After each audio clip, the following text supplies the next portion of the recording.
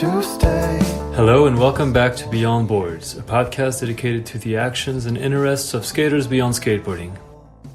My guest today does not need much of an introduction. Evan Smith is simply one of the most talented and exciting skaters of the last 2 decades. After growing up and picking up his first board in Orlando, Florida, Evan started traveling with the help of his sponsors and consistently put out countless amazing video parts for his main sponsors Element and DC. In 2020, he started his own board brand Landsleds, which recently changed its name to Umaverse, and he was announced on Clearweather Footwear late 2023. He is known for his high energy and creativity on and off the board, music being another one of his passions and outlets. So here's my conversation with Evan. I hope you'll enjoy it. Never ends.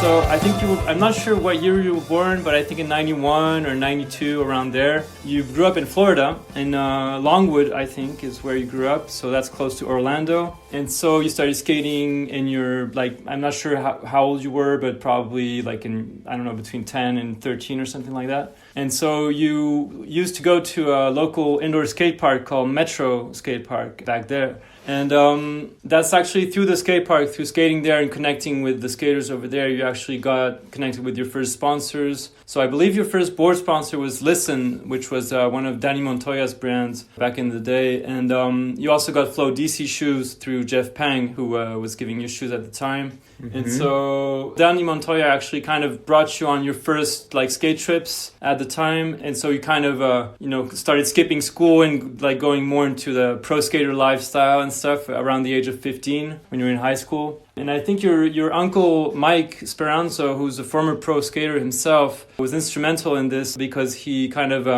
gave his blessing to your mom, who was a little concerned, maybe is this a good idea for my child to, skip school? And is this skating thing a real thing? Is it worth a shot, And he kind of told her, let him go on this trip, let him explore this. This is a great opportunity. So he gave his blessing, and so that's pretty much when your career took off. And so after Listen ended, Montoya, I believe, started Boulevard, and I think he offered you a spot on the team, but you were also getting calls from Element. And so then for the next, maybe 10 years or maybe more, I'm not too sure, but you were on Element for a long time. You were part of the kind of rebranding of the brand with all the skaters that were part of the team at the time, Matters, I think is still on, but Mason Silva was a part of that crew, Nick Garcia, Julian Davidson, all these guys who kind of came up with you at the same time. And you released countless parts for DC and for Element throughout those years. And so that brings us to more recent times. In 2020, you actually started your own board brand, Uma,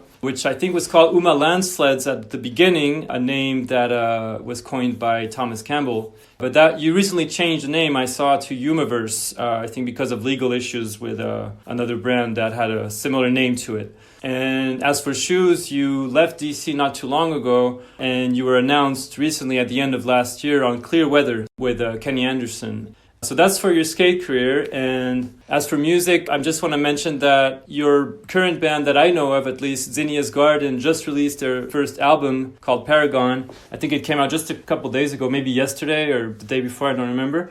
And you've played in several bands throughout the years. I think you played in a band with your uncle and your aunt for a bit, and you've been doing art and all sorts of stuff. But this is what I wanted to mention in a nutshell before we start our chat. Did I say anything completely wrong or?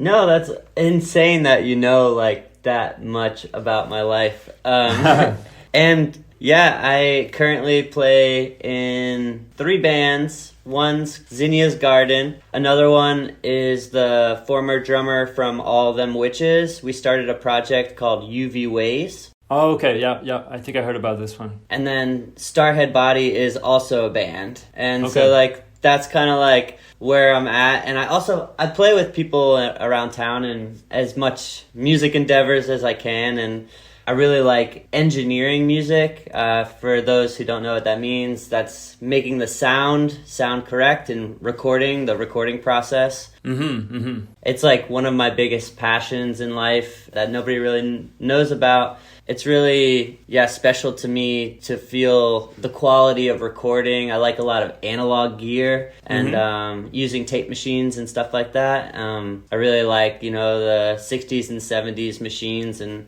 how they give vibe from the tape. So yeah, that's pretty much like where my music stuff is at, and it is always going to be a passion and it'll always be there, but skateboarding, of course, is my number one, Yeah, sure.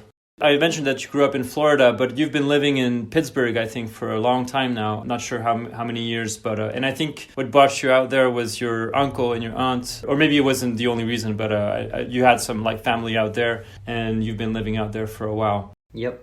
So yeah, let's just dive into these questions, and those will kind of they're from different people, from different periods of your life and stuff. So we'll kind of develop everything we mentioned a bit more. Awesome. Well, thanks so much for having me. I appreciate it. Yeah. No, of course, my pleasure. So yeah, the first question I have is, so some of them are written, so I'll just read them to you, and some of them are audio, so I'll have you listen to them. Cool. The first one is from Brian Delatorre, fellow Floridian skater. So the first question he asks is, psychedelics has played a huge part on my growth as a human. What are some experiences you've had that have shifted you as a person? There was a huge portion in my younger life, kind of when we were working on the Peace video. Right, Element video, yeah. Yeah, and I was experimenting a lot with psychedelics, and I was reading a lot of books on kind of psychology and the way the brain works and how those mediums can kind of, open your mind up to letting you see different things that are existing around us but are, kind of hidden by the sobriety of being a human. And so I actually was using a fair amount of LSD while I was skating, not on like extremely high doses, like small manageable doses, but over the course of a couple months. Okay. And it was really, really, really cool experience because we were staying in Barcelona, Spain at the time. And so I would have like, kind of like esoteric, trippy feeling, and I would be, going into the train stations, and they're so clean and made of metal, and you'd you'd watch the train pull up, and you could feel people's emotions a little bit more, and everything is kind of enhanced and more magical a little bit, yeah. Yeah, definitely. And then you'd show up and you'd walk out of these train stations and you'd be at like the most gorgeous plaza in the world. And like being from Florida, like we don't really have plazas, We have a lot of like crusty parking lot spots. So like immediately the endorphins would, hit my brain, and it was just unlock all types of new ideas, and I'd start to look at the spots in different facets, and yeah, it definitely played like a huge role in like how I perceive skateboarding, because it's not always grind the biggest handrail in the world. Sometimes like skateboarding is beautiful. It's a dance, Yeah. And so just being able to see the architecture, I don't know who makes these spots, but they're magical on their own. And you don't need psychedelics to realize that. Sure. Yeah, of course. But having my relationship with my skateboard at the time, I was very much skating every single day. So I was really on like just a roll in that sense. And other pro skaters can relate. Like when you get a piece of footage that you really resonate with, that you're stoked on, it gives you momentum going into the next trick or the next spot. And so that momentum had been growing over those months, and that culminated into making the Peace video for Element. Yeah.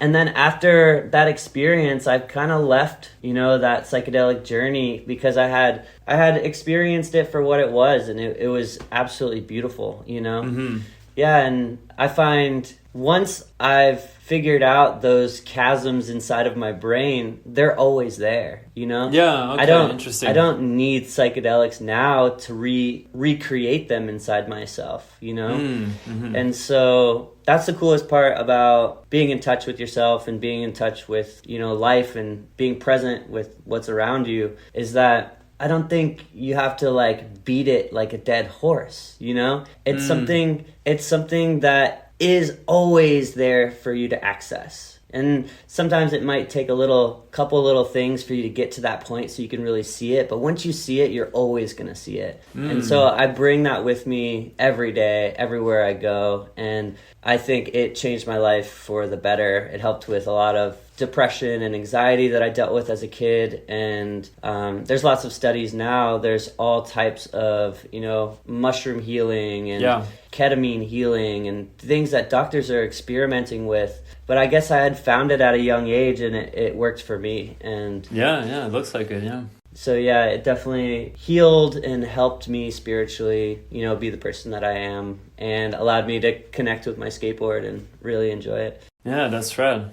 Was there someone that was kind of instrumental in initiating you to all this? Like a friend, like a family member, someone that kind of showed you this direction? Or maybe you don't want to shout this person out? No, it's totally cool. I kind of found that road out on my own, but okay. Once I showed these interests to certain people, obviously my friends were like, hey, don't go too far down the rabbit hole because we need you to be present in life, and we need you to become a professional skateboarder. Yeah. And a couple of my friends suggested books and studies on this type of psychology and mixing with, psychedelics. And that allowed me to come to the consensus of being able to control and allow my brain to expand. Yeah. And so that's kind of where I've reached the opus. Now I can always have it with me, and I can and you don't need the psychedelics to access that. Yeah, not need the substance to actually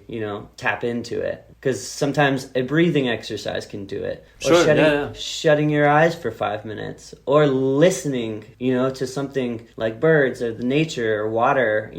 Those things have the exact same quality. You just have to kind of reach into them.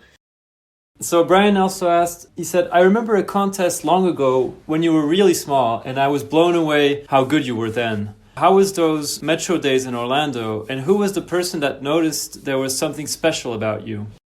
I went to a fair amount of contests with Brian, and because we wanted to meet up with our friends in Florida, and through our contest, that was a way that we had a social dynamic, and we could know what your crew was doing from your city in Florida, and the Miami crew, and everyone, and we would link and influence each other. And obviously we would skate the contest, but that wasn't everything. It was more the culture surrounding it in Florida. That kind of was the glue. It was demos, contests, and just being able to get in the van with your homies and go stay in a parking lot for a couple days, because everything's pretty close in Florida, Yeah.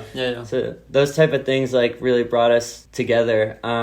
While I was young, learning how to skate, I was skating at Metro, and the owner was Simon and Brett Peterson. They were the ones that were running the skate park, and they both are sick skateboarders, and I guess I didn't have the most fortunate upbringing, and I would often just beg them to skate, and they were real with me, and I'm nah, you gotta do something. So they'd make me clean the bathrooms or mop the park or do whatever so that I can, have earn your spot and skate there. Yeah, and have my day of skate, and those are the things that saved my life. And like you said, they allowed me to meet my friends group in Florida, which we're really close. I don't spend all my time in Florida anymore, but the No Hotels crew and the Plus Skate Shop crew, if we meet up, we just pick up right where we left off. And we support each other for who we are. And it's it's one of those true skate crews that will never die, And so it's the most beautiful thing, and I take their energy with me everywhere I go, and vice versa. I try to feed them love so they can just keep it going down in Florida, Yeah. And so that was kind of the road. So the next person who asked the question is Jeff Pang. I mentioned him earlier. I think he was the person who hooked you up with DC shoes at the very beginning. So he asked, are you a descendant of vertical skateboarding royalty? And I think he's mentioning that because of your uncle. Yeah, in a sense, my uncle, Mike Speranzo, was really intertwined in the vert scene in Florida.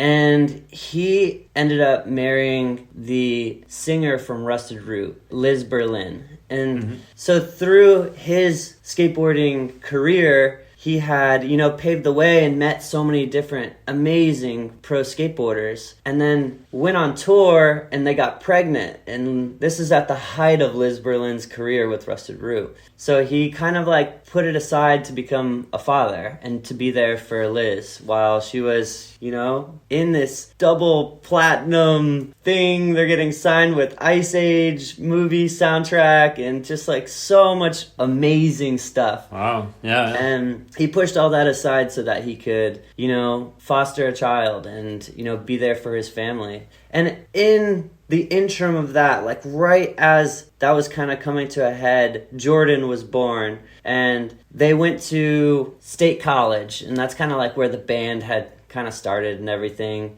Okay. And Woodward Camp was just a gymnastics camp and a BMX camp. Okay. And the owner, Gary Ream, approached my uncle and was like, this is when he was riding for Vision and Tracker trucks. And through Vision, Gary reached out to Mike and was like, hey, like, I want to start a skateboard program here. Like, you seem like a really great candidate. Would you come here for a summer and help me build the program? And at this time, they didn't have any ramps or nothing. It was just like a basketball court. Okay. And so through fostering his child, he found the love for, teaching, and he found the love for like, being a counselor of skateboarding and kind of bringing people together from all over. And he fell in love with it. And over the course of the next 5 years, he would teach kids how to build ramps, and that's how they would get a skate park. And he would invite different teams from all over the world to come skate and to make videos. And so he created basically the skateboard program at Woodward, which still exists today. Okay. And so through that, he saw me skating in Florida and was like, hey, like, I created this place. Like, I want to invite you up to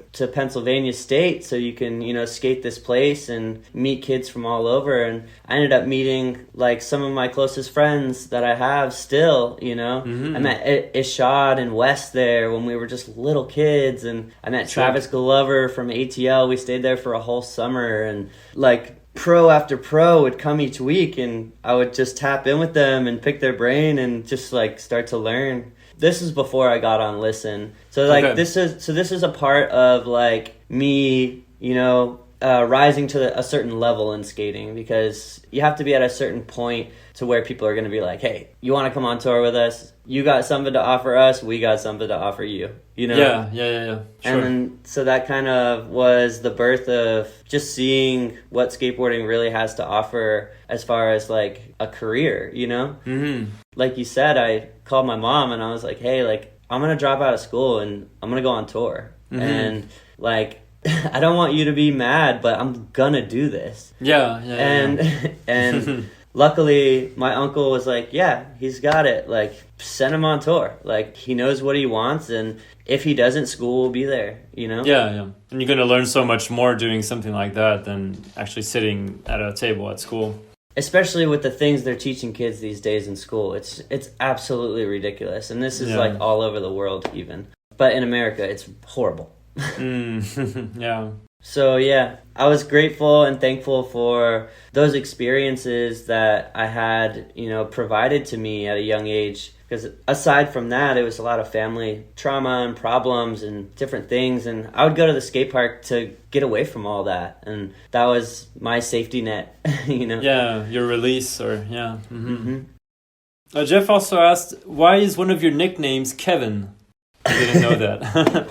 So the term Kevin, it got coined. We were in San Diego. I was on DC at the time, and the team manager, Sean Rogers, let me stay there for like a month. And I was like meeting his family, and his mom came to the door, And the whole DC team's in there. Danny Way, Colin McKay, like Pat Duffy, like the crew out there, you know? And I'm just this little shrimp, like learning how to smoke weed. Like, and I like opened the door and I was like, oh, finally, nice to meet you. I'm Evan, to Sean's mom. She goes, oh, Kevin, nice to meet you. And the whole house started laughing at me. And then from then on, it was like Matt Miller, Wes, Greg Myers, and Marquise Henry, they're like, Kev. It stuck with you, yeah, okay. Yeah, and Wes still calls me Kev. Really? To this day? Yes. Oh, yeah. That's hilarious. Okay, the next question is from Danny Montoya. It's very short. He said, define Dunyan. I don't know if I'm saying this right, but does that ring a bell or? Dunyan. That is another nickname. Okay. Okay. Dunyan, a Dunyan, I guess, is like something that your uncle will call you. They're like, oh, come here, Dunyan. Okay. Like, affectionate, like, yeah. It's like affectionate, but at the same time, like making fun of you a little. Making fun of you and like nagging you a little bit. And Danny, Brian Brown, Rob G, Rodrigo Peterson, they would all just call me Dunyan.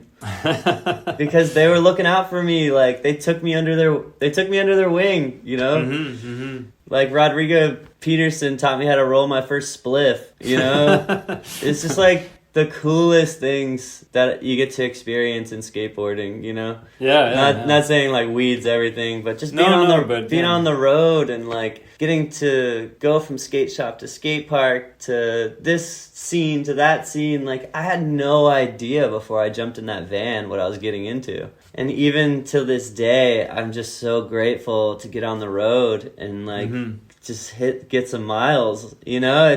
There's nothing like what we do, and I'm so grateful for skateboarding when it comes to that. Okay, the next question I have is an audio one. Sweet. Hey Ev, it's Kiah.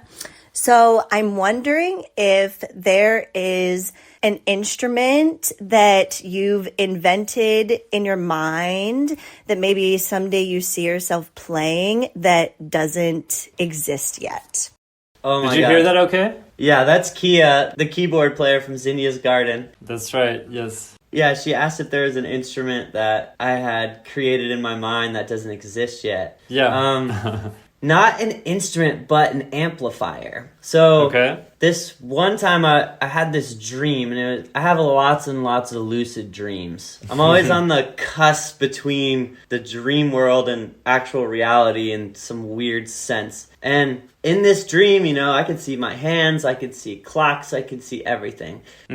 I had walked on stage at a massive venue, and I had my guitar on, and I plugged in my guitar, and I turned around to my amplifier. And it was shaped like a V. It had 3 10-inch speakers on this side, 3 10-inch speakers on the other, like a flying V-shaped amp with a bass cabinet on top of it. Okay. And then a head on that, that's where the tubes are that supply the sound correctly, with just 3 knobs. And it was like bass, treble, and boost. Okay. And so after this happened, the bass player from UV Ways, he actually builds amps. So I drew it out on a piece of paper as a diagram because I knew the dimensions of it from the dream like so well that next morning. I called him and I was like, Alad, like I gotta have this amp. I just saw it in a dream. It sounded incredible. It was really low volume in like the dream. It was really like, it wasn't blasting me, you know? Okay. But the tone of it was just one of a kind. Having that many treble speakers towards the floor and a bass on top. It was an interesting dynamic on how to set up like a speaker arrangement. Okay. And did he end up making it or? He's working on it. Okay. So It's been in the process of like a year-ish to get everything sent, all the right components for what is inside of it. Because there was a sense in that dream that I knew exactly what it was made of. And amplifiers have like capacitors in them, compressors in them. There's all types of things that you could put in there. That's why Fender sounds like Fender and Marshall sounds like Marshall. Right. You know, it really comes down to the circuitry components. And yeah, so we're working on the dream amp. Yeah. Looks like it, yeah. That's what I call it. Yeah. Yeah, I'm curious to listen to a song that she'll put out once it exists. Yeah. Oh yeah, I'm gonna tour that thing around the world, I hope. Okay, the next question is from Jimmy Astleford. I hope I'm saying his name right. Hide. Who used to be the DC team manager, I believe, back in the day. So he said, tell us about that time you screamed at Wes Kramer at Tampa because he got in your way one year. So speaking of contest, when I was a kid, I used to take them serious at a certain point because this is before like all the shit. I thought it was like something that we needed, you know? Yeah. And I don't know if you've ever been to like a Tampa event or anything, but maybe some of the people that are watching this might be able to relate. Like the first time you get there, the street course is so hectic, especially during an amateur event. Everyone's hungry, everyone's flying all over the place, and I'm just like trying to get my run together so that I don't blow it and I can like do good in the contest. And I had met Wes at Woodward a long time ago, but I did not remember him at this time because everything was so hectic and whatever. I like dropped in, I like tried a trick, and Wes came down the roll and like I like landed, and I was like, "What the fuck?" like to Wes, and like yelled at him. He says it as in I was like, "Fuck you," but I don't think I would say that. I probably just yelled at him. Yeah, and then he was like. He fucking hates contests. Just like straight up, it's not his shit. Yeah. And he like was like, fuck this. And like criddled out, didn't skate the fucking contest the whole weekend. You bummed him out, yeah. I bummed him out so hard. And then Jimmy Astleford was like, yo, you want to jump on Am Tour with fucking Wes, Matt Miller, Marquise Henry, Greg Myers, and me. And I get on the tour. And he's like, oh, you're the kid, you're that kid. He screamed at me, yeah. And somehow, with his warmness of his heart, we became best friends and roommates for 15 years straight. And we've traveled every continent together besides Antarctica. And sometimes you just need to yell at somebody to be their best friend. Yeah, apparently. He also asked, why does Wes call you the champ? That also goes back to contests because at a certain point, I was doing really good in contests. And we went to third layer and I won a third layer contest. And after that, he would just call me the champ for like a year. And I was like, dude, you gotta stop calling me that. And then I like kind of slowly started not skating contests and focusing on street skating and focusing on video parts. And there's a vulnerable transition. All right, next one I have is from Mike. So I'm gonna butcher his name, Mike Heikkila. Mike Heikkila, yeah. Sorry for butchering your name, Mike. So he said, whose ID did you use to get into bars before you were 21? I forgot whose ID, but I'm assuming it was Mike's. Okay. Okay. Jesus, that's a chasm in my brain that I forgot about. But yes, I did a fair amount of underage bar hopping in Florida. That's not very abnormal at the time. Oh yeah, I'm sure everybody does it, yeah. Yeah. It's a college town. Mike's gonna be like, you idiot, how do you not remember? Shit! All right, the next one is from Mark Stewart. I think he worked with you on some parts for Elements. Yeah. So he said, I've been fortunate to be a part of early parts of your career and I'm curious of your favorite memories. Florida era coming up to Chattanooga with friends, California trips to skate together, then Element era times. We've shared some good times and I wonder what stood out. Doesn't have to have me included. Love you, Evan. Oh, he's so sweet. So yeah, Mark Stewart is an incredible filmmaker. And like he said, one of the biggest memories that stands out in our childhood was, you know, we got in our car and we drove up to Chattanooga to meet him. And we did our skating and everything, but we also decided to explore an abandoned tuberculosis hospital at night. And so we parked our cars like away. We took a hike like through the rain to get to the hospital. We broke in and all Mark had was like his camera light. And like, it's not like an LED pad, you know? It's like the old VX light Okay. It's just like directional. And we like walk in, and the first door number we see is number 13. And we go into it, and there's these tables with drains in them and like rust that kind of looks like blood. Oh, wow. And so the vibes in there were just gnarly, you know? We were on our ghost hunters shit. Yeah. And we like go through into different rooms, and eventually we reach the stairwell. We open it up, and it's like freezing. It's super cold, and it was like warm outside at the time. And we like go up there because we're like, all right, let's go. We open up the like door to the hallway, and we like start going in with the flashlight, and all we hear is like ding, ding, ding, ding, ding, ding, ding, ding. It was like somebody had taken an iron pipe and rolled it on the tile towards us, and we freaked the fuck out. Oh yeah. We ran down the stairs, ran outside, and then security was out there and was like, "Hey, what are you guys doing?" And totally like kicked us out. And it was just like, wow. Damn. And like that was like a really, really fun trip. And in Chattanooga downtown, it's like Hunger Games, like spotless. It's like the capital city, like it's just beautiful. And there's skate spots everywhere, and we would just skate through the streets at night with that camera light and a VX. And I mean, that was what we did back home in Florida, but we didn't have the spots really. We'd just make spots. And then going to a place like that at that age was just like inspiring. And, yeah. You know, we take those journeys with us no matter what, like where we go, you know. Pretty spooky experience, but yeah, interesting. Yeah, it was incredible. Right. All right, the next one I have is an audio one. Ask him what a tank scramp is, and ask him to tell his donkey dick joke. That was Nick Garcia. Yes. Who's actually in Paris right now. Wow. I've had some really, really fun times with Nick Garcia, one of my closest brothers. So, a tank scramp, it's a way you grip your skateboard. So, like, some people grip it with, like, a line East Coast. Some people grip it with a line West Coast. But if you just leave, like, the smallest little tank scramp, then you're, like, East Coast for life. Okay. That's a tank scramp. And this joke is actually pretty funny. Me and my buddy, when I was a kid, we made this joke up. We wrote it on a piece of paper, and we would tell it to people, and it's super dumb.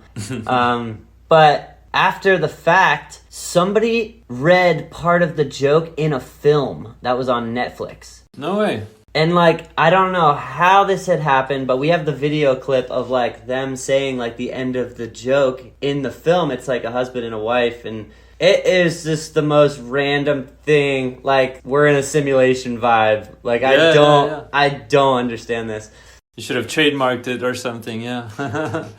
We were, like, 12, but here goes the joke.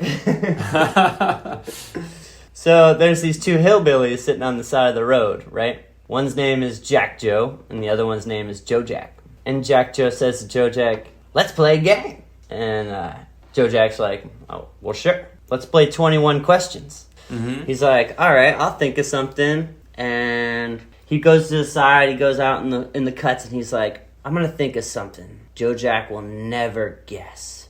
He's like, "All right." He goes back. He's like, "All right, Jack Joe, ask me a question." And Jack Joe goes, "Well, can you eat it?" And Joe Jack's like, "Well, I guess." He goes, "Is it donkey dick?" Nice. Damn, that ended up in a Netflix movie. That's crazy. Wow. Do you know what movie it is? I don't remember. I have like the video clip on a hard drive because we just like couldn't believe it. I kind of botched it too. When he's thinking to himself, like, "I'm gonna think of something he'll never guess," he goes, "I'm gonna think of donkey dick." So then the viewer knows. Okay. Then the viewer knows that. Yeah, it's coming. All right. Anyways, moving on. Thank you, Nick Garcia, for this moment of poetry. The next question is from your wife, from Mary Grace. Hey! So she asked, "What is your favorite / craziest crowd surfing mosh pit experience?" From your wife, Scooby. Scoobs! Her name is Mary Grace, and Oh, babe, I guess I've had a lot of really good crowd surfing experiences. My all-time favorite, I was living at Mr. Small's Theater. It's my uncle and my aunt's music venue. Oh, yeah. Mm-hmm. And I actually built a lot of the place. I learned how to do construction, and that was part of the reason why I moved up to Pittsburgh. Mm-hmm. But Guar considers themselves the house band of Mr. Small's. They would play there so much. We would have to put up walls of plastic so that, because they spray blood everywhere, they pour gallons of toxic waste all over the venue, and they show up with these huge tanks full of high fructose corn syrup blood that you use in movies, Yeah. Okay. And I remember just being so stoked. I got a GoPro for the first time, and I had the head thing and everything, and I was all pumped on my GoPro. And I was like, all right, I'm gonna crowd surf from the back all the way to the front, because that's what ends up happening when you crowd surf. You end up going to the pit and falling in the pit. Yeah. And I knew the band pretty well, and so I put my GoPro on, I click record, and I'm crowd surfing to the stage, feet first, GoPro right at the band, fall into the pit. I get on stage and I start rocking out with the lead guitar player. I got the footage. Oh, wow. That one amazing. was really cool. And Nice. R.I.P., he ended up passing away, so having that footage is really close to heart. They were just the sweetest guys ever. They're so funny, and we'd be setting up the venue, they'd be setting up their props, and we'd all just be joking and talking, and really, really cool experience getting to know that band. And rest in peace. All right. Next one is from Justin Reynolds. Yeah. Rad filmer. I think he was with you on that UMA trip to Brazil recently, right? Oh yeah. So, I don't know how to say this, but he said, what exactly is a kick flippage backsige 18G?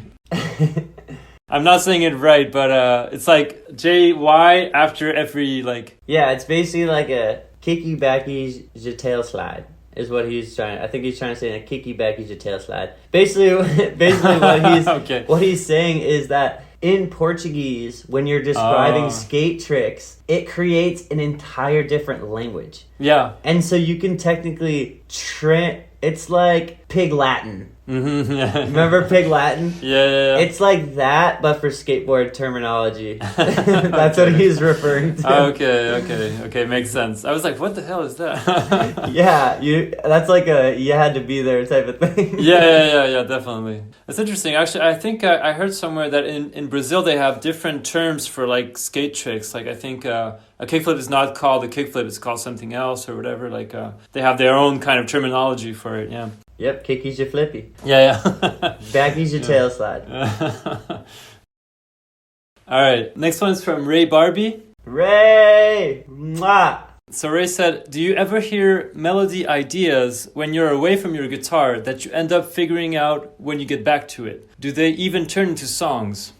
Yeah, it's crazy, Ray. I get full compositions of music when I lay in bed before I go to sleep. And in the dream world, there's full compositions of music that show up in my head. Wow. And often I try to wake myself up and sing them into my phone's audio recorder so that I can try to remember. Yeah. Deciphering them later is always tricky, but there's been a couple times that a hook or an entire piano line would show up and stay in my brain so that when it came time for tracking and recording that I'd be able to compose it to it and it would work. And it's that's where I was talking about halfway between the lucid state and dream world and Mm-hmm. It's so interesting. It reminds me of that film called Cloud Atlas. That movie is based around a special composition of music that transcends times and timelines. Mm-hmm. So it's multiple things are happening at the same time, based off of science,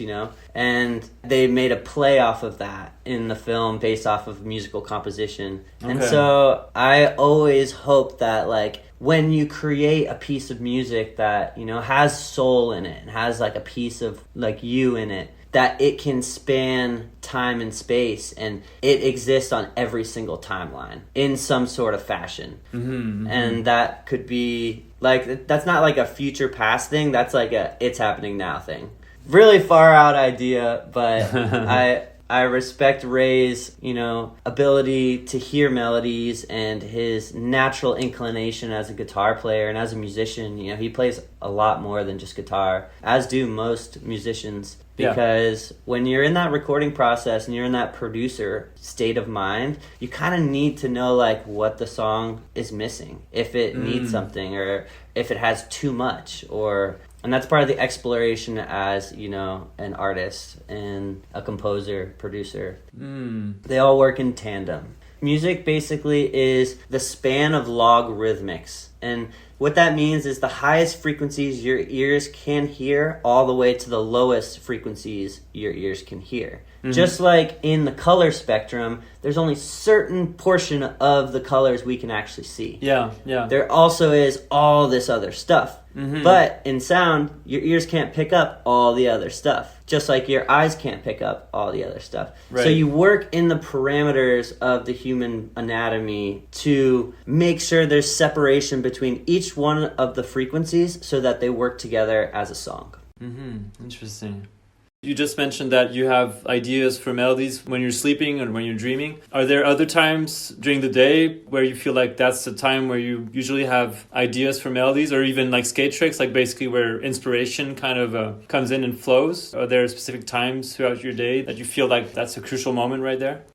Yeah, usually between 10 p.m. and 3 a.m. East Coast time. So depending on where I'm at on the planet, that time of day, the shift between the energy of people going to sleep and people waking up, and something about that period in time, I feel like I pick up on certain things. I also get these weird frequencies that are almost very alien that I haven't really heard in instruments. And that kind of might touch back to what Kiah was asking about, have you ever created an instrument that doesn't exist? It's like kind of like my brain is that instrument, like it's a signal and like I'm able to pick it up. Yeah. Okay. What's funny is like I've actually like messed around with this idea. I'm sure you've heard about this. Like you can click your car clicker, and sometimes your car's too far away and the lights won't, it won't unlock. But you hold it up to your skull and then it unlocks. It almost is like your skull is like a signal, Yeah, it like kind of enhances it or something. Yeah. Exactly. The shape of our skulls and whatever is doing some sort of enhancing, and that goes into your mind, body, and spirit all aligned, and that creates us, Yeah. Wow. Not going to go too deep into that realm. Yeah. Because I feel like that could be a rabbit hole, but it's interesting. Yeah, Super interesting. It's really, really cool. And I think, some people should look into the psychology and the anatomy of humans a little bit more, because especially if you're a skateboarder or a dancer or a musician, we're using our mind, body, and spirit constantly to create. And so it's a huge part of me that I can't really like push aside, Yeah, no, definitely, yeah. Let's see. Next one is from Chad Poore. Yeah, Florida. So he said, okay, so a couple years ago, Evan tore his urethra and had to wear a catheter. Don't worry, that didn't slow him down. There's a street gap downtown Orlando that he switched heel flips with the catheter and pee bag on. He did it so good, and not many people know he had that going on when he did it. Another reason he's the raddest. That's it. It's not really a question, I guess, just to bring up this story. Yeah, I can tell the story if you want.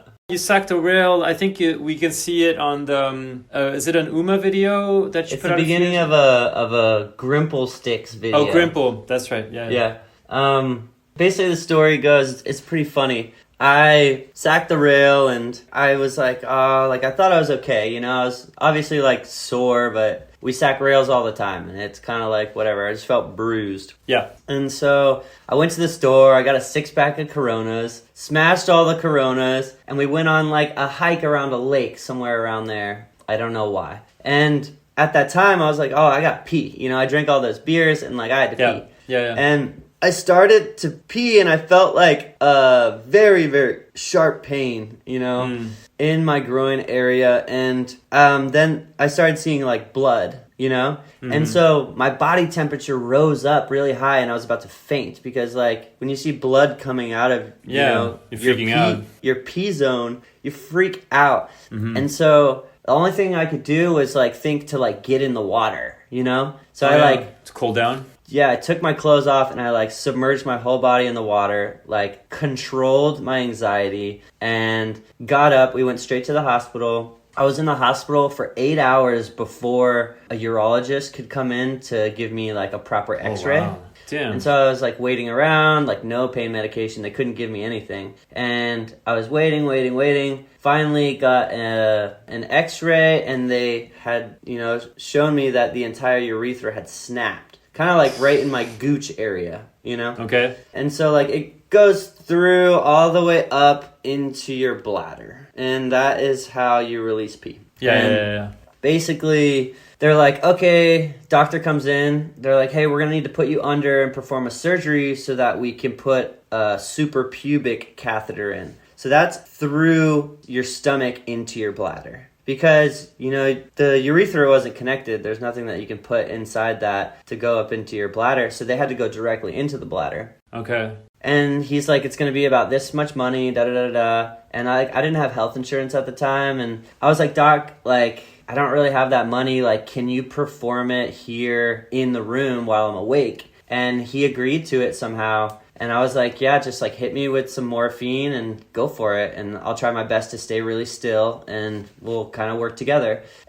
Wow. Holy shit. And nurse comes in with like the scalpels and everything and like the catheter stuff. And doc comes in, fully gloved up, like everything, like we're going into surgery. And the morphine kicks in and like I was doing okay. And he's like, okay, here we go. And he takes the scalpel and he just cuts me open. And I'm watching him just like cut me open all the way down to my bladder. And it's like bleeding and whatever. And like, it was like pretty gnarly pain, Oh, yeah.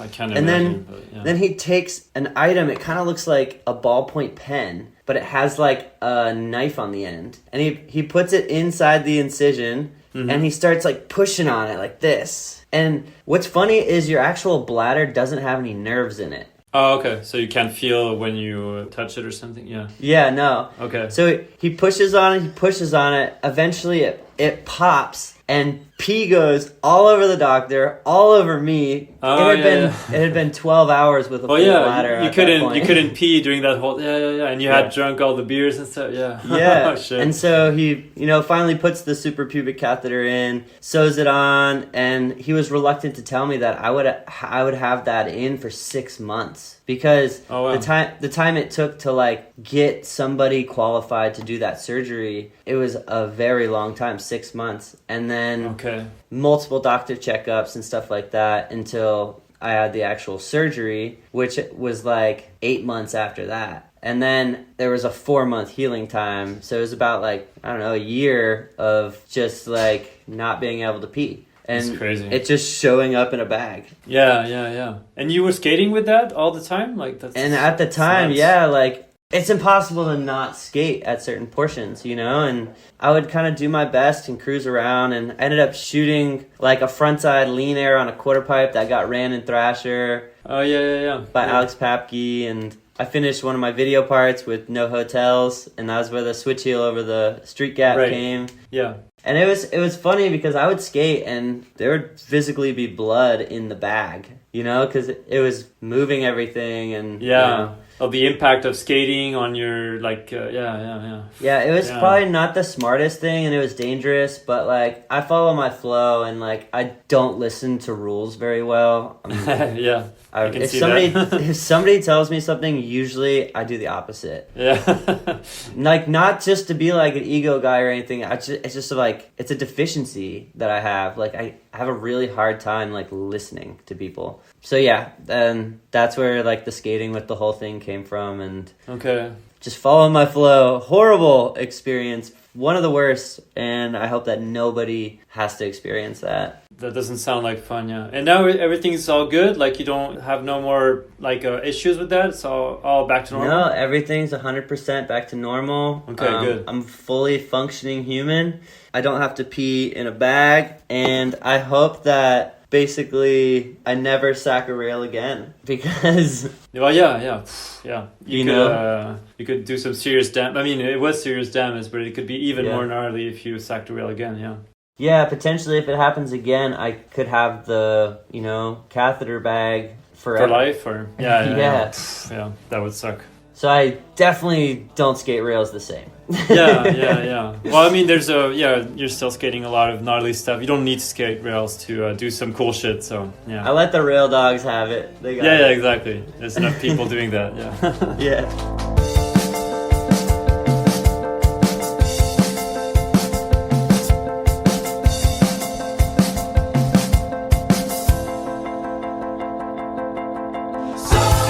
Same kind of topic, I have a question from Jacob Nuñez, a filmer again. He said, ask him about Figgy taking a catheter rip from his bag in NorCal on a weed trip.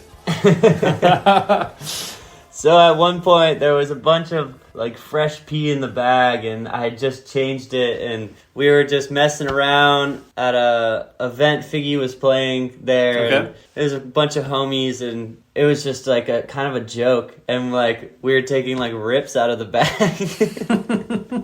Thank God. And like, yeah, it was like totally innocent, but when I look back on it, I was like, oh my God, we're out of our minds. What are we doing? And if anybody no, that never happened. Yeah. No, that didn't happen. Okay, next one's from Phil Zwijsen. I never know how to say his name. From that's Element. right. Yeah. So let's see. He said, "What are the secrets to doing frontside and backside wall rides on straight walls?"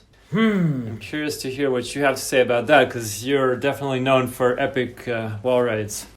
The secret I actually learned from Wes Kramer. Oh yeah. He said kick turn, like you're kick turning on a quarter pipe. So you don't just like run into the wall and then it takes you down. Like you gotta get up on the wall and then you gotta turn your shoulders fast to get down the wall. Okay.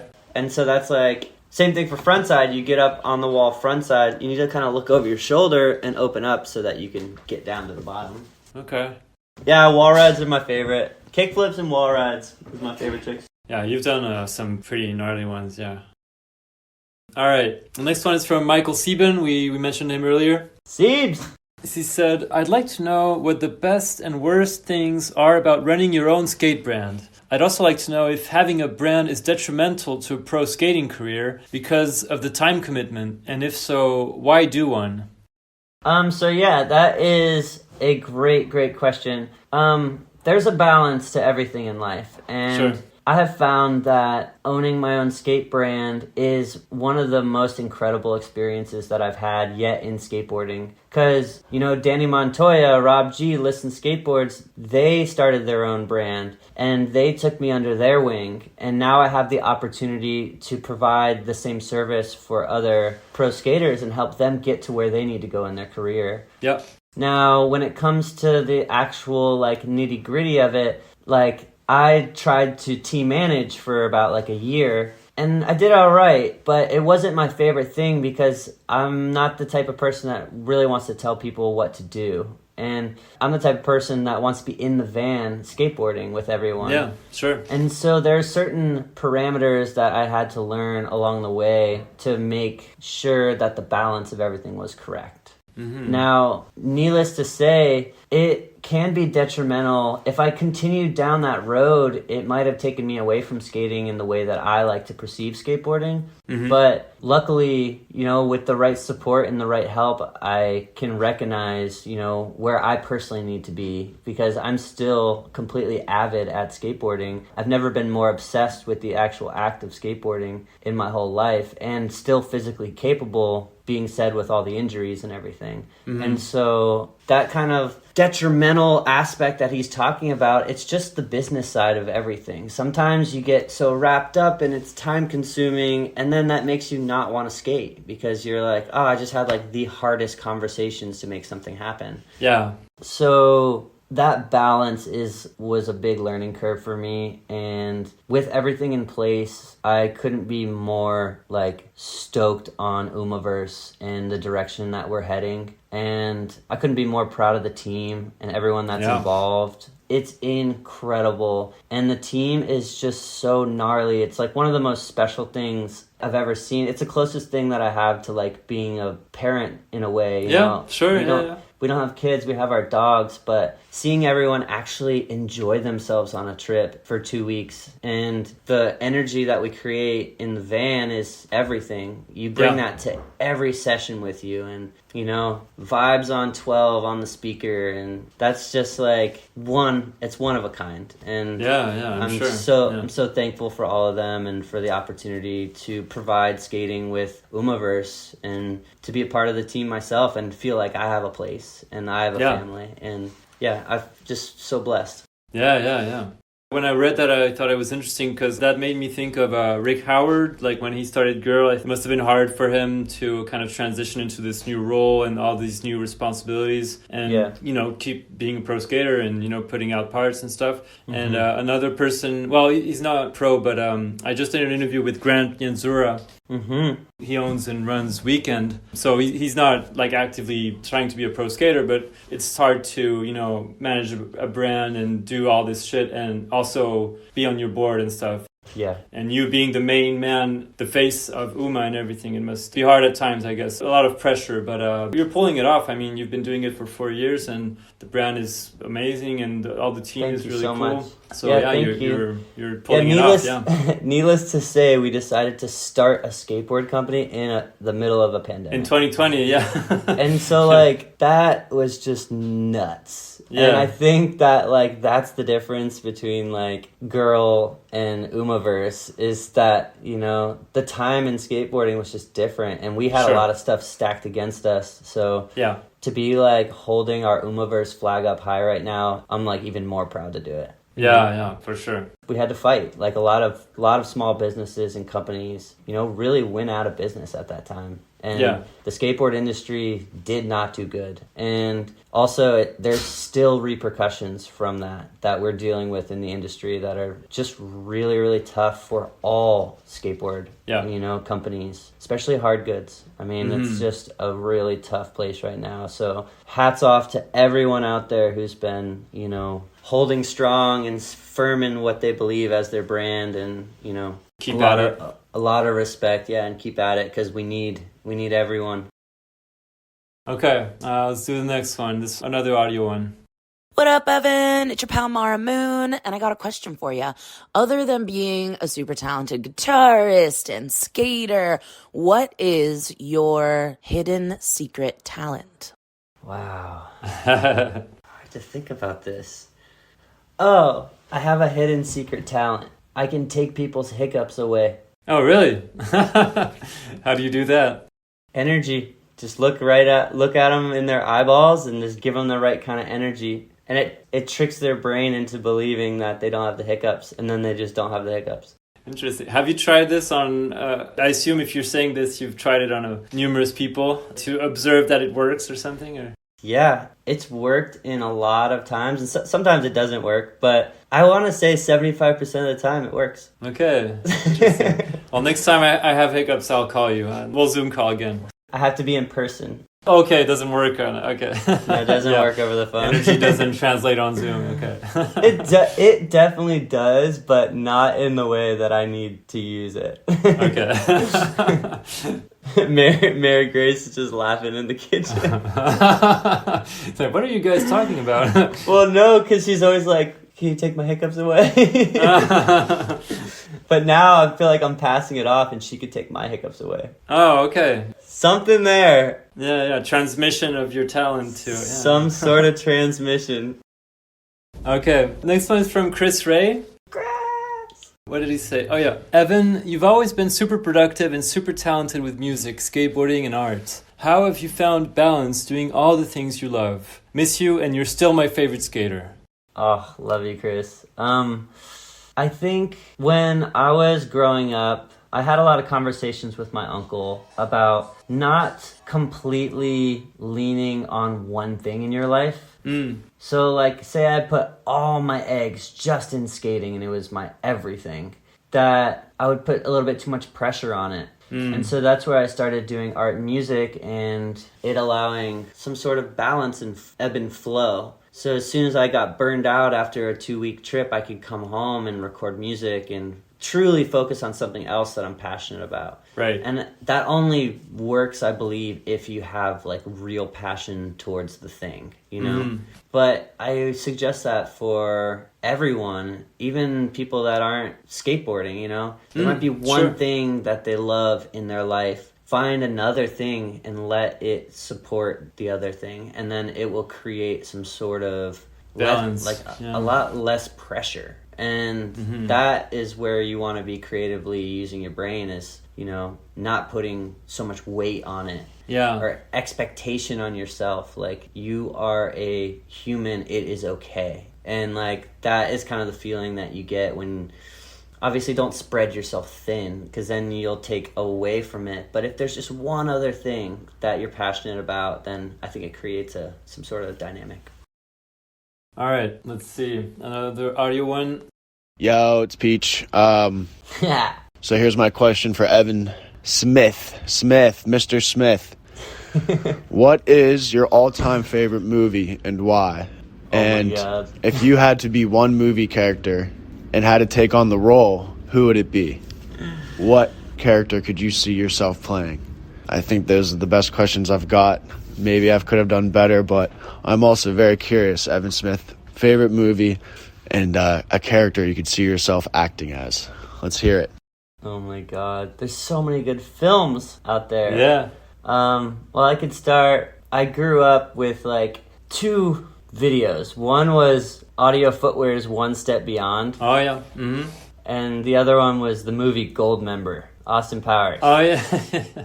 And so, I mean, I watched that movie so many times that I know every single word from start to finish.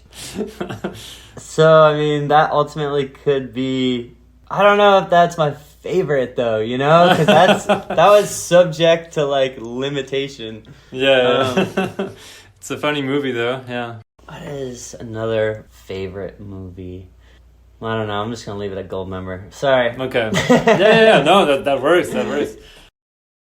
All right. Next one is from Joey Pulsifer. Yes, the man behind the scenes at Mesa Distribution. Right, exactly. Yeah. So he has something pretty random, but he said, which Pokemon deck did you get?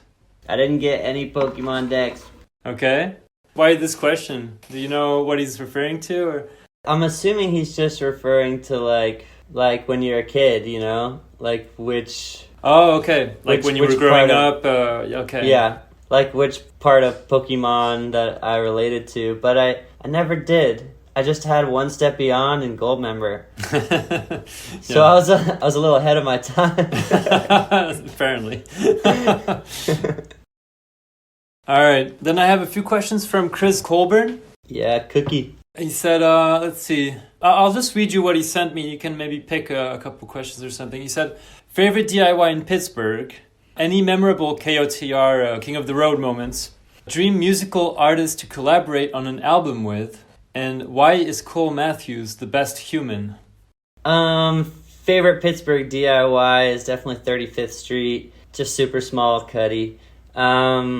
Favorite King of the Road moment was checking into a hotel wearing only stickers. Oh, yeah. I think I remember seeing that, yeah. It was just the funniest thing ever.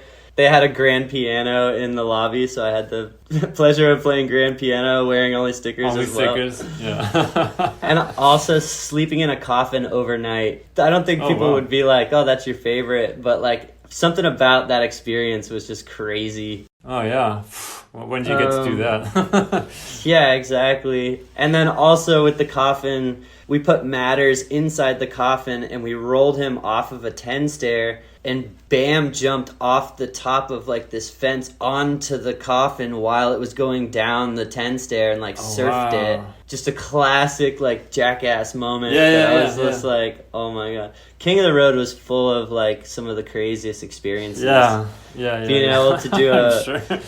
a switch backside 360 kickflip down a 5 stair. I didn't think it was possible, and I like kind of rolled away. Yeah.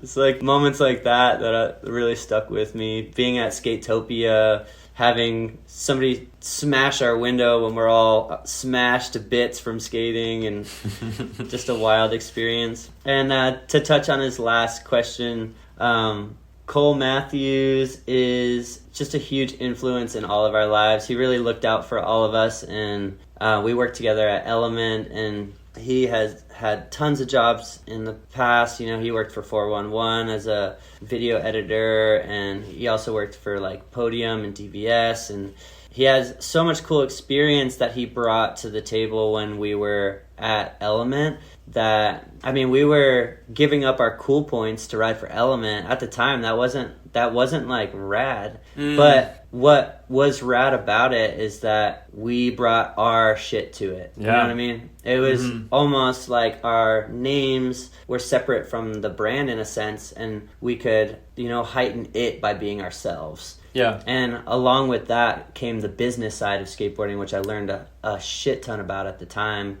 which allowed me to, in turn, start my own skate brand in the end. Yeah. So with those things being said, the journey that we've had with Cole has been, you know, so fruitful in so many different ways, and he's extremely passionate. And now he works at Thrasher behind the scenes, basically curating all of the content that comes out. And so he's helping people from all over the world now be the best that they can be when it comes to video editing and putting social stuff together, and you know, like if you're gonna have something to put out into the world, you want to do it the best that you possibly can for the right reasons. And so but I guess with all that being said, it's the fact that he's taken the time to teach us all. You know, he has his own family and he has his own life, and he makes time to be there for us when we need him. And it's like the Godfather for us. Yeah, it looks like it.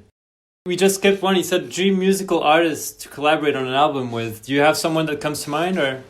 Yeah, I would love to one day make an album with Bjork. That'd be like the dream. Oh, wow. Starhead Body Bjork. Would just be nuts. So that makes sense for some reason. Yeah, I could see that. Yeah. That so if somebody could get in contact with them, I'd be really happy. Yeah, let's make it happen. Please. Sick. All right, let's do the next one.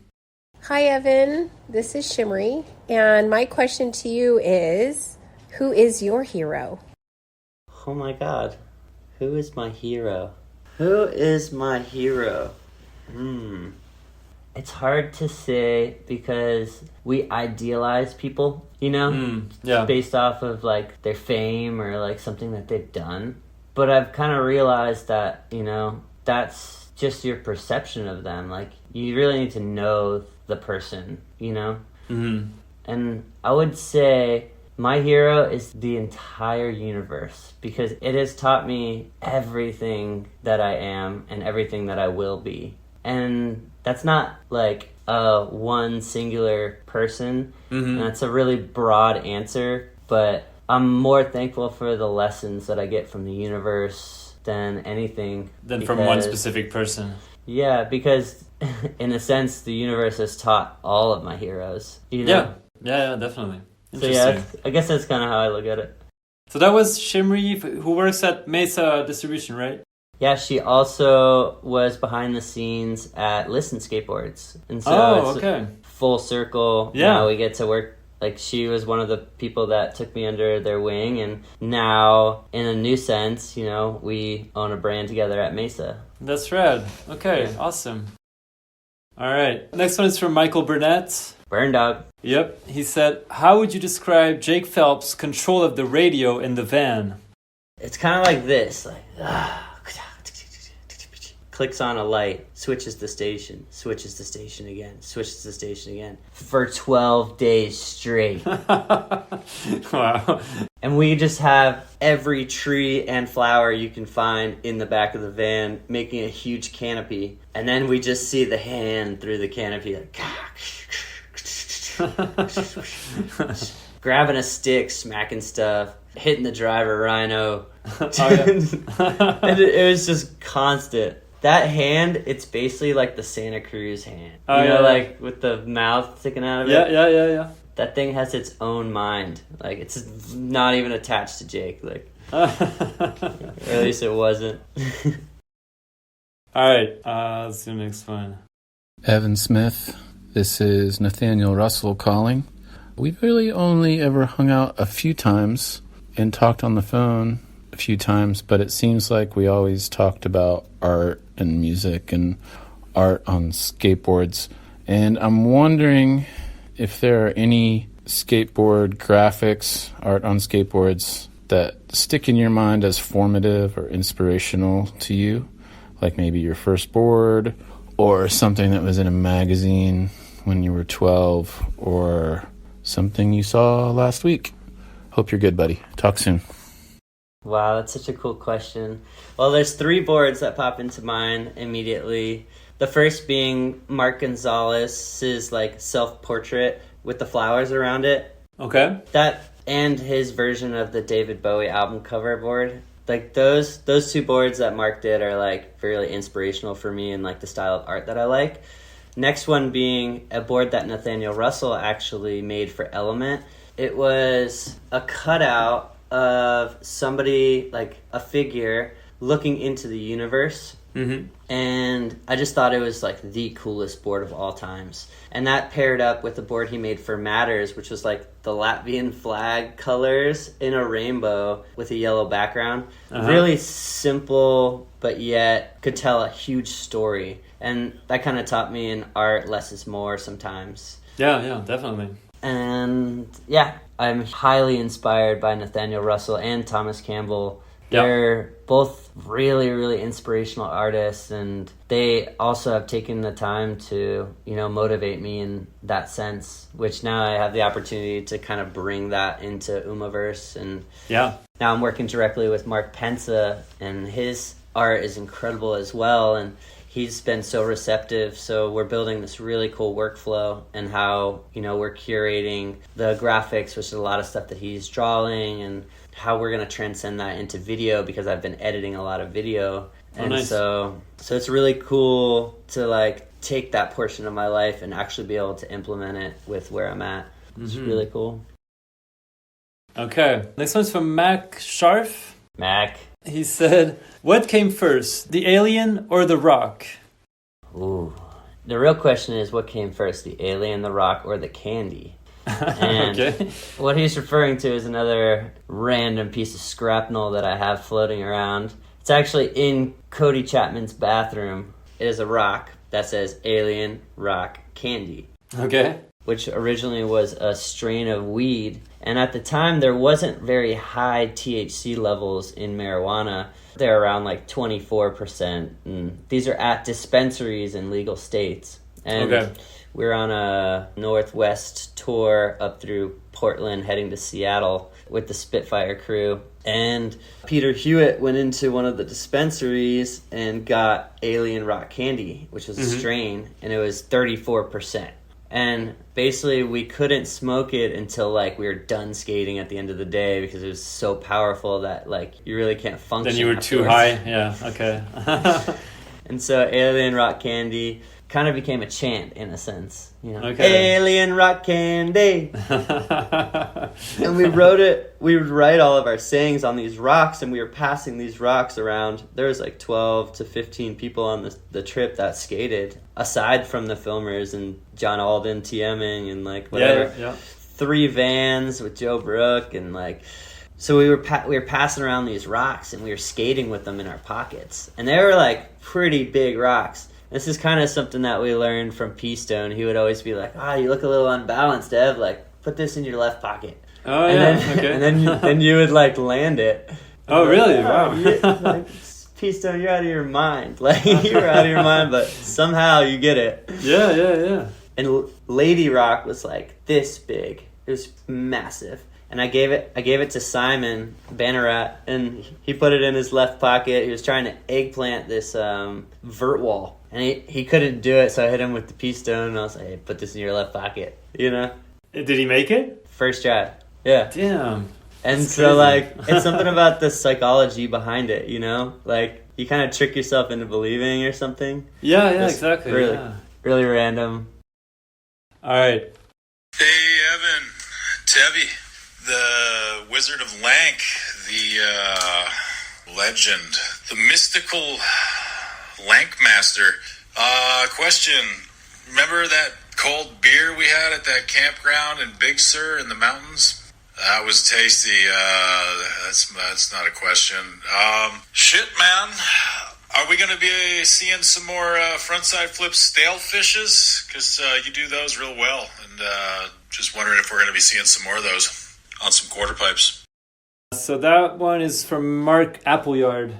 Yes, definitely, Mark. We're going to need a lot more kickflip stalefishes. Originally, I saw Grant Taylor do a kickflip stalefish at a surf expo in Florida. Mm-hmm. Mark Appleyard was actually there. And I think together we were just blown away by, Grant being Grant. And yeah, I haven't stopped doing that trick since. And I think that, he is a huge fan of mini ramps. Mm-hmm. And I think that we both share that love for mini ramps. Because there's a big DIY culture now, and there's a huge street culture. But, I always had, a ramp in the yard. Because it's Florida, It's you kind of had to, build something to skate most of the time. Yeah.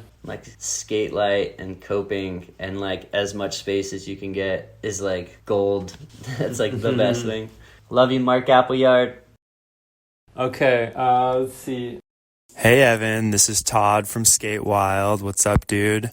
My question for you is, what is the craziest vehicle that you've ever showed up at a skateboard event in? The craziest vehicle I've showed up to a skateboard event in was an 18-wheeler. Yeah. So we were on an elemental awareness trip. We were visiting reses all around the United States, and at this time we were on Lakota land, and this is South Dakota, so it's pretty far north. I've never really been up there other than this trip. And our van starts breaking down on the way to, the location where we were going to stay. It was called the Ugly Duck Inn. And we could drive 30 miles an hour, and that was it.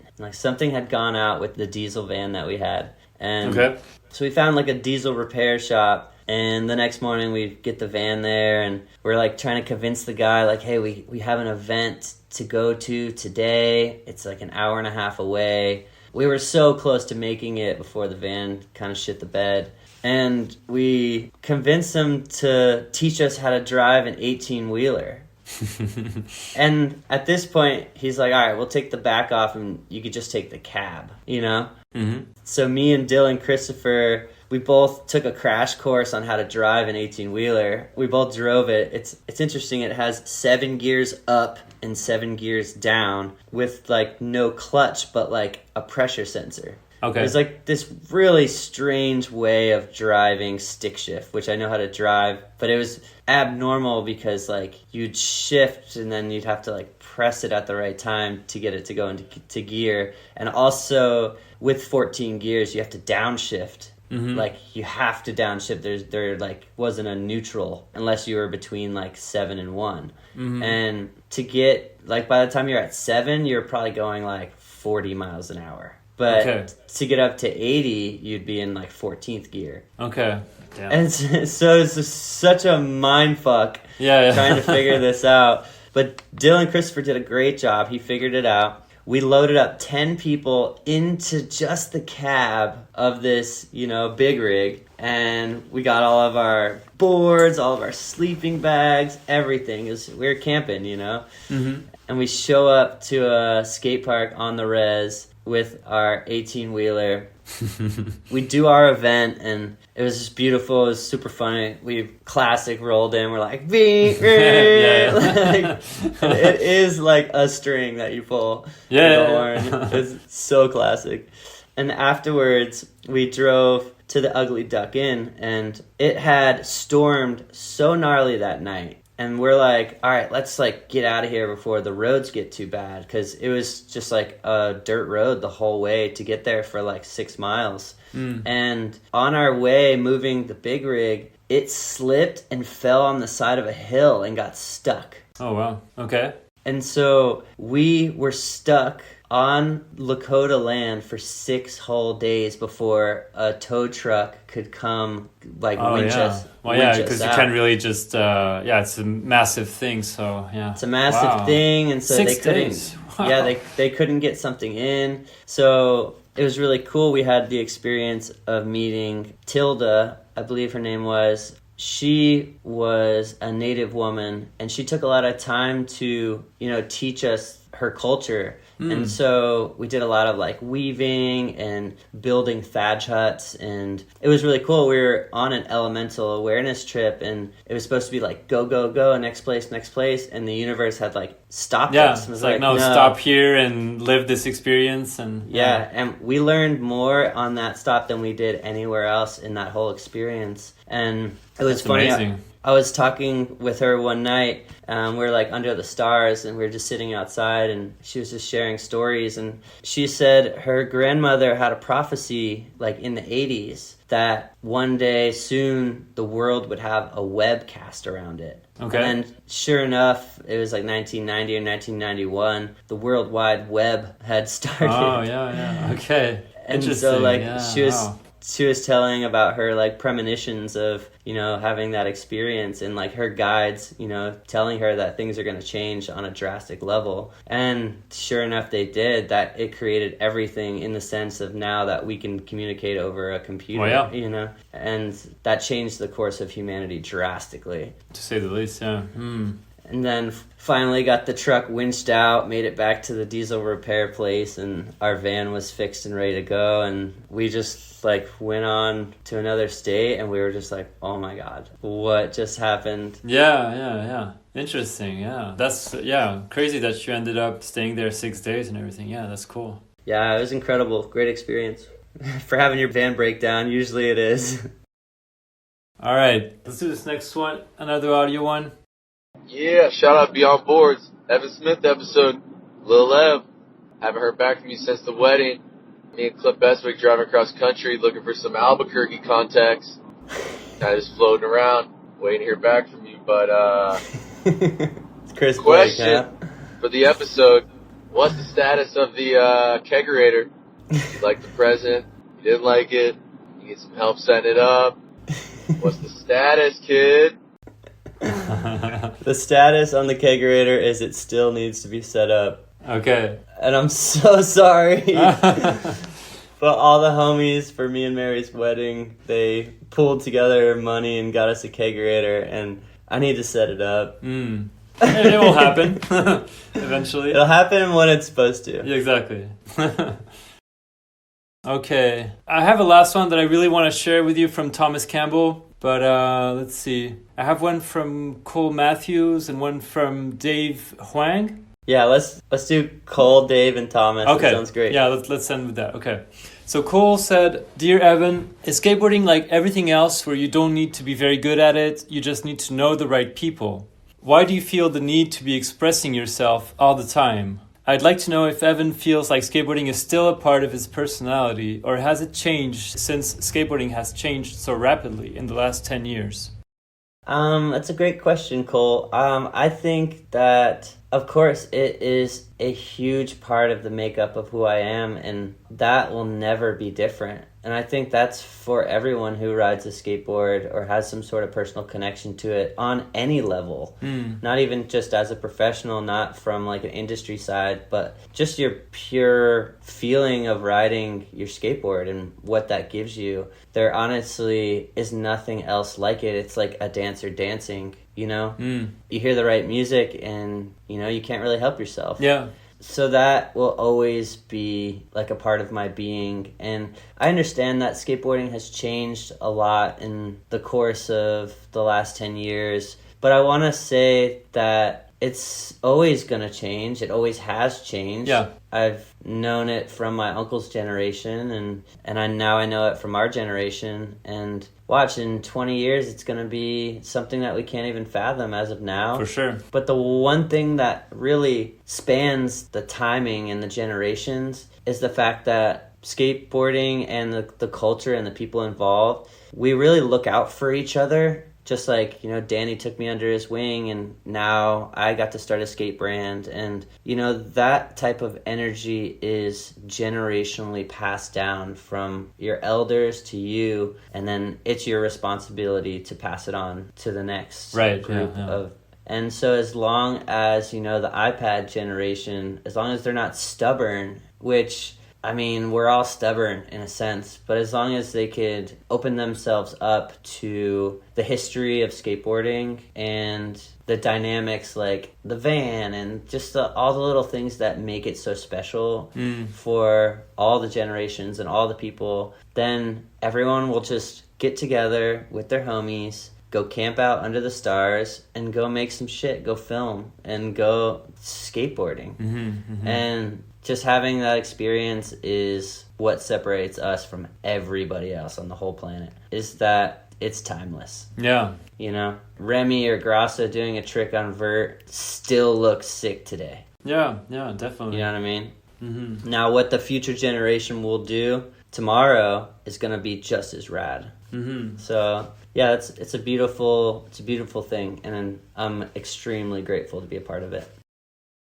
Okay, so Dave Hoang asked, we went to a De La Soul show in Japan in 2018 where Evan had an awesome back and forth with Dave, plug 2 from De La Soul, where he was stoked Evan was hyping up the crowd. He was shouting Evan out on stage in front of everyone, and then not soon after passed away from heart failure. Rest in peace. I'd ask, how did that feel, hyping up De La Soul, and how does it feel now having that interaction with them, knowing they'll never play again with the 3 original group members? I mean, it almost makes me want to cry, you know? It's extremely inspirational moment, and, you know, we were just there as fans, and they were talking in between their set, and we were kind of like, he was like preaching in a sense and like speaking his mind, and we were just resonating with it and vibrating on a really high frequency. And like, we knew that they were, and me and Dave, we also were.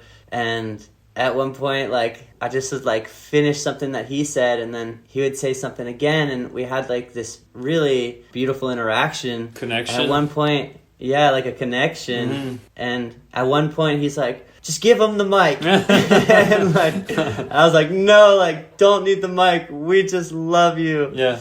And like, we just sang along to all the songs, and it was like really, really beautiful. I think that's some of the coolest part about live music, is that you can connect with people that you don't even know because you're up there. Yeah. And now being like a musician and being on stage more, I really understand that. And that interaction often comes up to me because he took the time to nurture that interaction and not have such an ego. Yeah. And he pushed his ego aside to let something real human happen. And, you know, that it makes me emotional because I'm not going to be able to see them perform again. Yeah. Ever. And I feel so lucky that we had that experience. And you lived it once, and it's beautiful. Yeah, it's amazing. Yeah. So rest in peace. All right, let's finish with the question from Thomas. This is Thomas Campbell. I'm giving questions for Evan Smith. First one, maybe give a fond memory of the time when we were making Yield Destruction, some insight to it, or some time with some of the people we're doing it with, or something. All right, pause it there. Yeah, okay.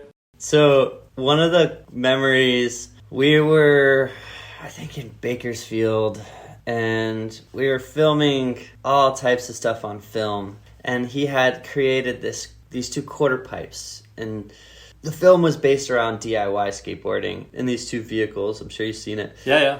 And he built this obstacle where Nick Garcia can grind up the death bar, the coping with no quarter pipe in between. Right, yeah. Like a 9-foot extension and like a 5-foot quarter pipe. But it was really steep, and it was just crazy just to grind over it. And so me and Nick were doing over-unders on it. Oh, yeah.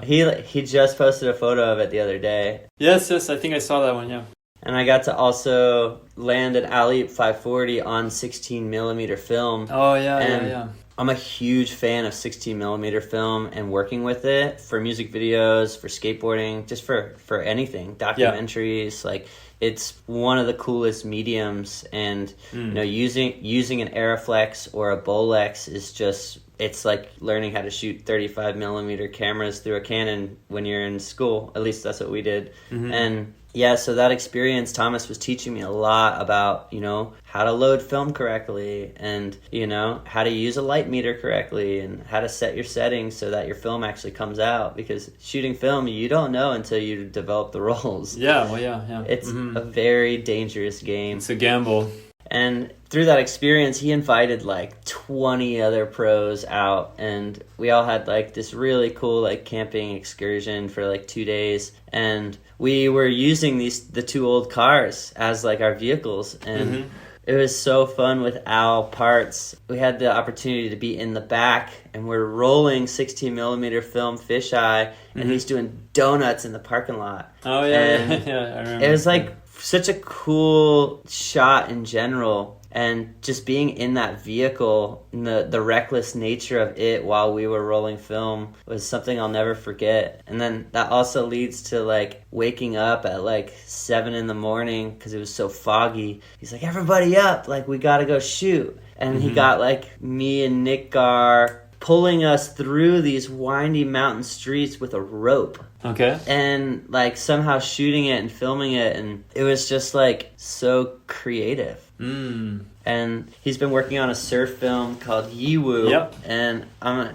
so ecstatic to see it. I'm a huge fan of surfing, and I think this is going to be something really, really rad. Basically, he started working on Yiwu when we were making Ye Olde Destruction. So that was like 6-7 years ago or something? Yeah, it was part of the same like stream of consciousness that he was feeling, and for him to be getting to a point where it's like finishing is like really rad and inspiring. And also continuing, you know, the Umaverse, and you know, that was something that he kind of like planted the seed with, and he in a sense like handed me the torch, and he was confident. He's like, no, you can do this. You are an artist. You are a musician. Just pour yourself into it. Yeah. That's like just the wise words of Thomas Campbell. You know? Yeah, I love that. Beautiful. Yeah. All right, what was the rest of his questions? All right. Yeah, let's do the rest. Let's see. That's the first question. Second question is, what is your favorite current music you've been listening to? By who? And what would be your all-time favorite music over the years that sticks as the all-time? I've been listening to a lot of King Gizzard and the Lizard Wizards. They started their own record label, Flightless Records. This is me and Wes sitting with a couple of members. Okay, cool. I'm always into, you know, rock and roll and psychedelic music. I've been listening to a lot of Dead Meadows. Okay. We just lost the bass player from Dead Meadows, and it's crazy, like a lot of that death and stuff that we've talking about. Like, I think that it's important for viewers and listeners to realize that you take that energy, and then now it's our opportunity to use it and keep pushing forward, you know. With death brings life, and I'm a huge proponent of just taking that really positive energy and trying to utilize it in creative ways. And that goes for all your favorite artists and all your favorite filmmakers, and that they're just humans, and they're just figuring it out just like you are. You know? Yeah, definitely. And I think there's something really, really beautiful to be said around that. Okay. And I think there's a final question from him. And I guess the last question would be, what guitar is your favorite? Or guitars. It could be more than one. And why? And who influenced you to play those guitars? Okay, dude. Love you. Bye. Love you too, Thomas. Let me grab it. Oh, yeah. Go ahead. So, these are my two favorite guitars. And the reason why they're my fave is because they sound absolutely insane through an amp that I got from Ray Barbee. It's a 1966 Vibrolux Fender amp, and he plays a Jazzmaster through it, but with a certain type of pickup. This is kind of a shorter necked guitar than the Jazzmaster. That's one of the biggest differences. All right. But it's really just these two single coil pickups. They just have this really cool vibe, and it being just solid wood. Mm-hmm. I have other guitars that create a lot more resonance and sustain because they're like have hollow components to them. But just the wood and the way it sounds through like my pedal chain is really, really cool. I've been experimenting a lot with using 2 separate pedal boards and 2 separate amps. So basically I have 2 guitars in one, in a sense, creating like these really low subtones, and then 1 amp creating like really high tones. So it's an experimental thing that I've kind of been messing with. But yeah, this is the guitar that I use with Zinnia's Garden. Okay. And for kind of Ray's style, these pickups, I don't think he really uses, but these are like an old 50s style pickup. This is the Jazzmaster. It is a lot more like electric sounding. Like it kind of sounds like a synthesizer in some respects. Like the tone of it is very like fuzzy and has a slight distortion because of the power of these pickups. And that's without even putting it through a distortion pedal. And so yeah, I think these are like 2 sounds that I'm pretty stoked on, that I've been working with. Used to play a Strat because David Gilmour is one of my favorite guitar players of all times. Yeah. And to touch on what Thomas was saying, Dark Side of the Moon is like, I guess, that all-time album that I can listen to till the end of time. Just the way it was recorded and the songs and everything. Yeah. Just really resonate with Dark Side of the Moon. But through my experiences with guitar, I've found, finding my own tone and not copying someone else's. And yeah, I've been working with a lot of really cool effects and like really rad amp components, like I was explaining earlier. Yeah. Circuitry stuff and just ways to get like the tone and richness that I feel that I want to hear. So yeah, it's been a really cool experience all the way around. Well, yeah, I guess we can just wrap it up here. Sweet. Well, I guess I want to say thanks so much for the opportunity, and to all the people listening out there, like, follow your dreams and remember that you're just a human, and push your boundaries of your life if you can. Try to have the best experience here on this planet while you can. Yeah. You're a great example of that, yeah. Thanks. And I hope everyone's souls return back time after time. That's it for my conversation with Evan. Follow him on Instagram @StarheadBody to keep an eye on his multiple skateboarding and artistic projects. Follow also Umaverse @Umaverse__ and Zinnia's Garden @Zinnias_garden.